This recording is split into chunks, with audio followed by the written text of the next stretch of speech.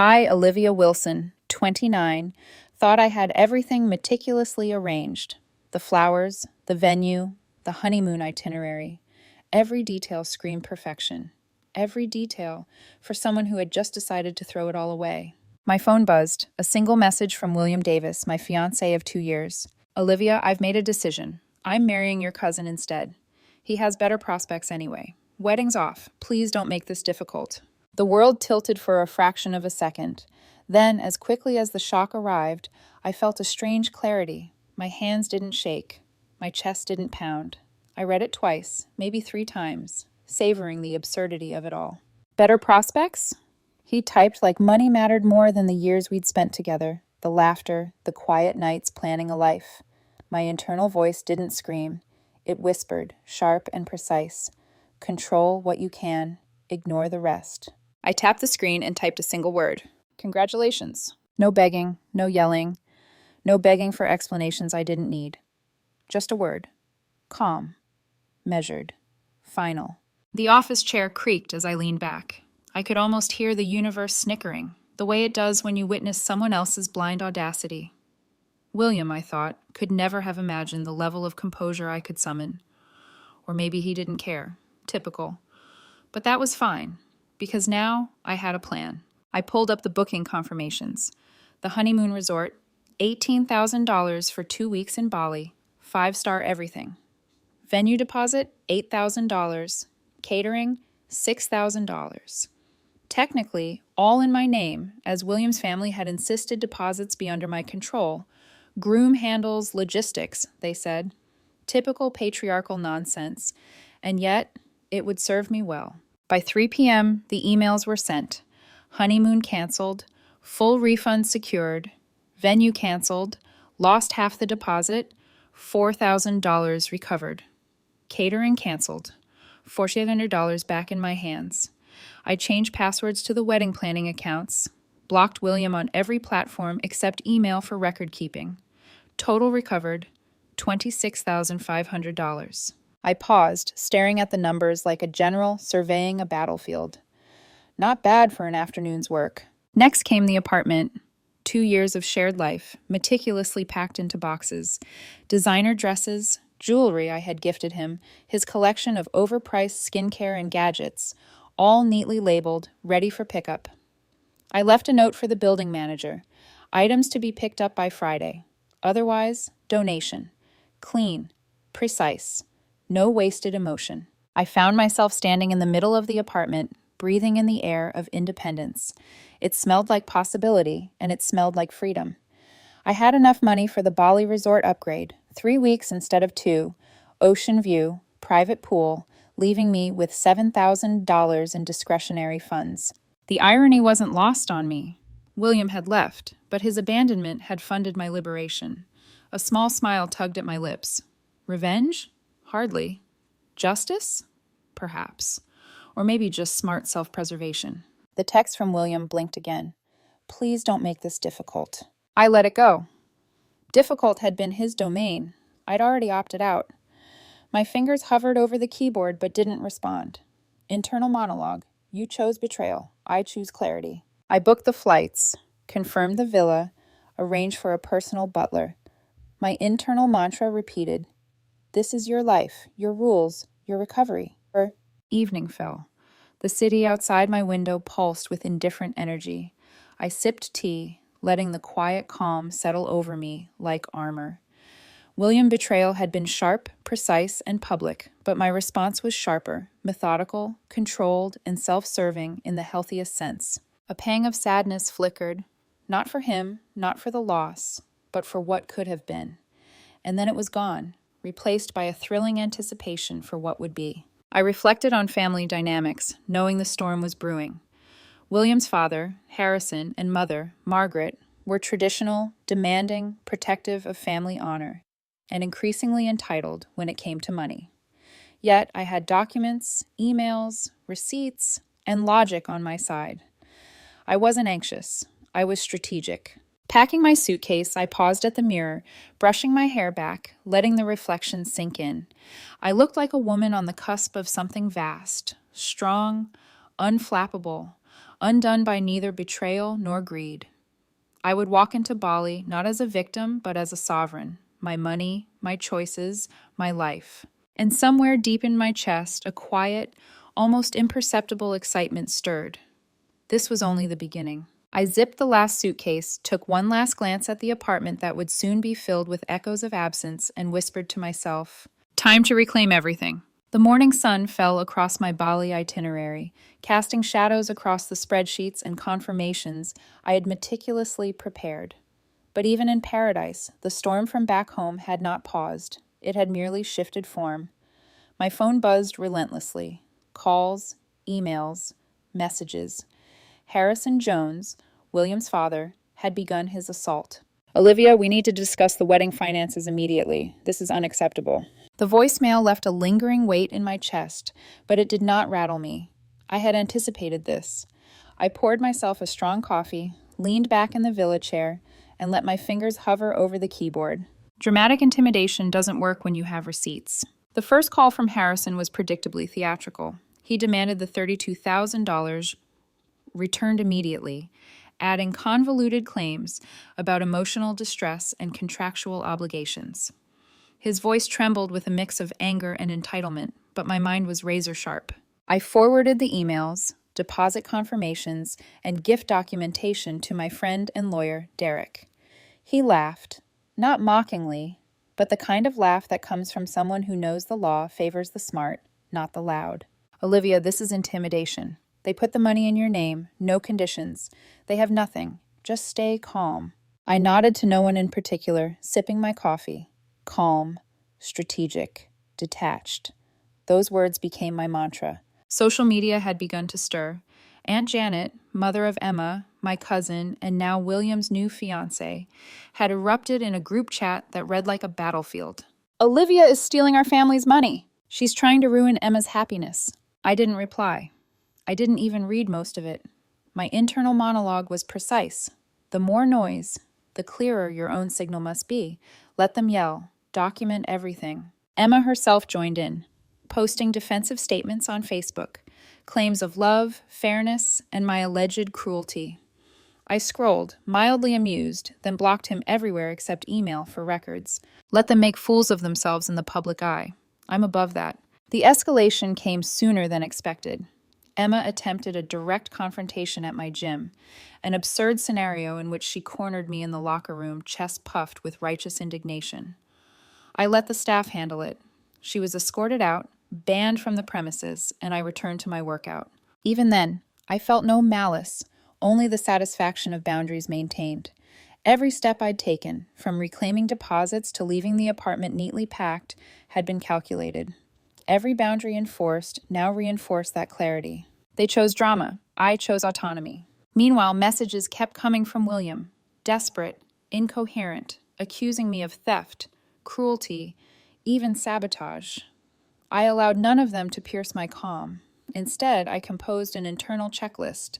Document every claim, emails, receipts, messages. Maintain emotional distance, no replies unless legally necessary. Monitor social media. Track misinformation without engaging. Continue Bali preparation.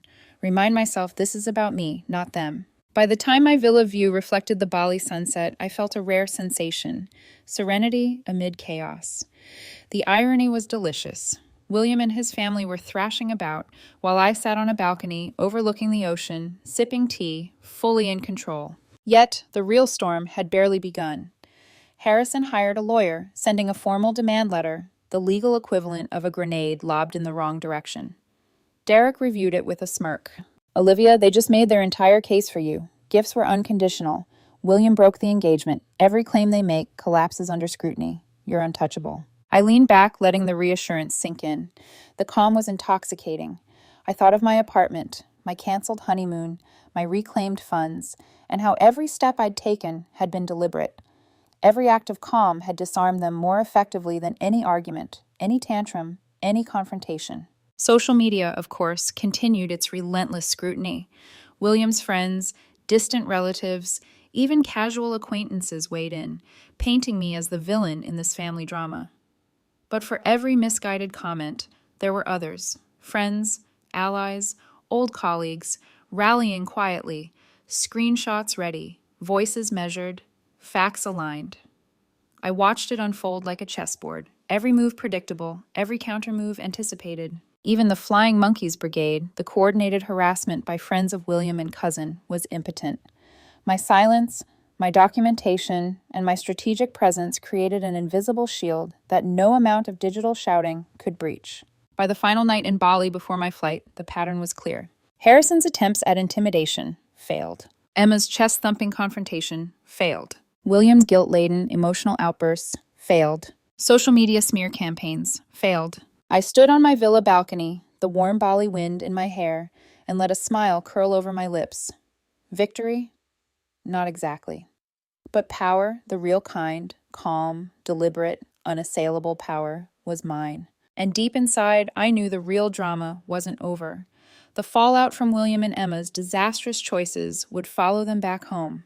Their chaos, their entitlement, their impulsive decisions, my quiet observation would see it all collapse spectacularly. For now, though, there was only the ocean, the warm air, and the clear realization that life could be breathtaking, even when betrayal struck its sharpest. And I was standing, unbroken, on the edge of my own freedom. Bali greeted me like a world apart, a place untouched by William, Emma, or the relentless judgment of social media. The villa sprawled before me, open air, framed by palm trees, swaying in the warm wind. Ocean waves crashed softly against the shore. I could feel the stress of the past week draining from my body with every inhale.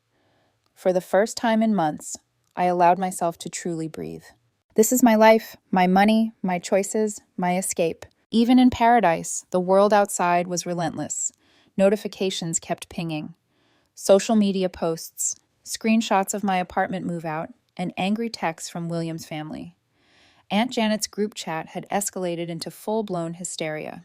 Olivia is ruining Emma's life. How dare she keep money meant for William's wedding? I scrolled through one post, smiled faintly, and deleted the app. Every attack, every accusation, only confirmed my own clarity. I had acted fairly, logically, and legally. I had not begged, not fought, not manipulated. I had simply exercised control where I had the right, and I had the proof to back it up. The villa was a sanctuary. My personal butler showed me around. An upgraded suite, private infinity pool overlooking the ocean, and sunset terrace perfect for quiet reflection. I unpacked, placed my journal on the bedside table, and let myself sink into the soft sheets.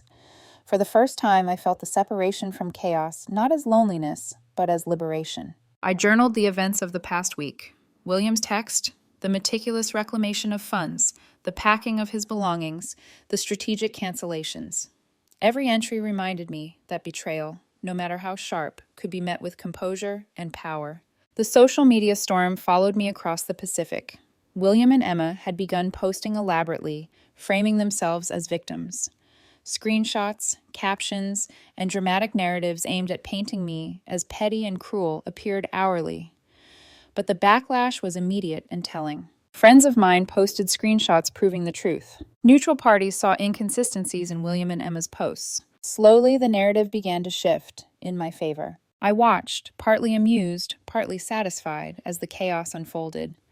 I didn't reply. I didn't need to. Every impulsive move they made only highlighted their lack of foresight. The more noise they made, the clearer I became. One evening, I lounged by the infinity pool, watching the sun dip into the ocean.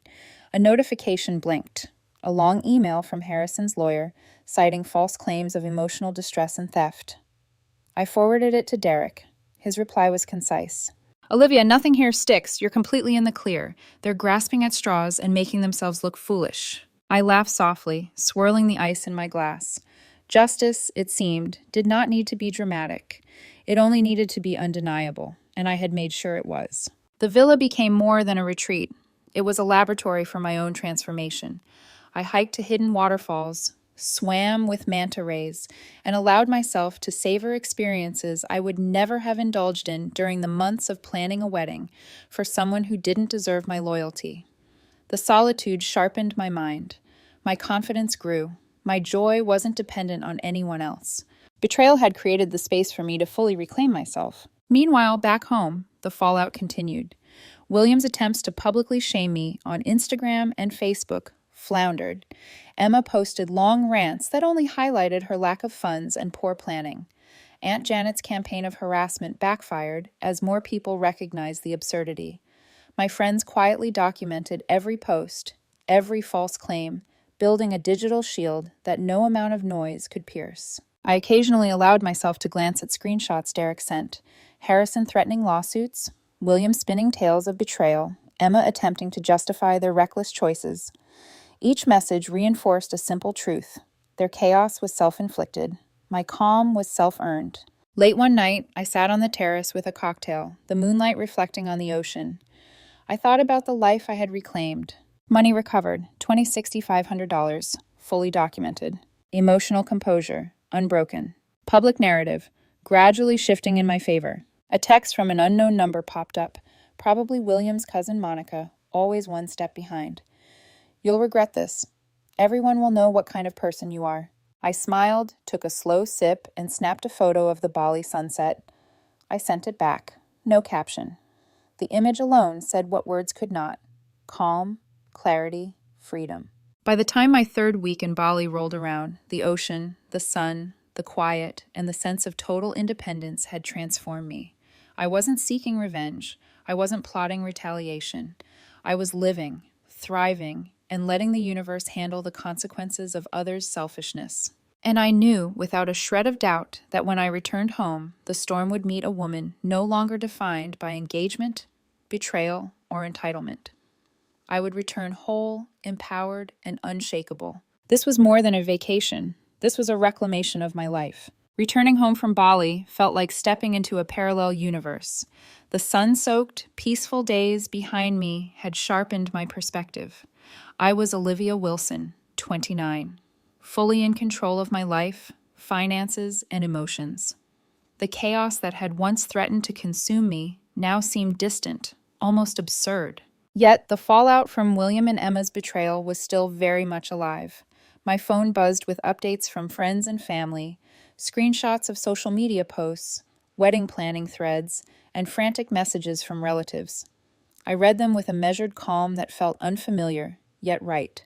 The wedding William and Emma had hastily organized in my absence was a disaster waiting to happen.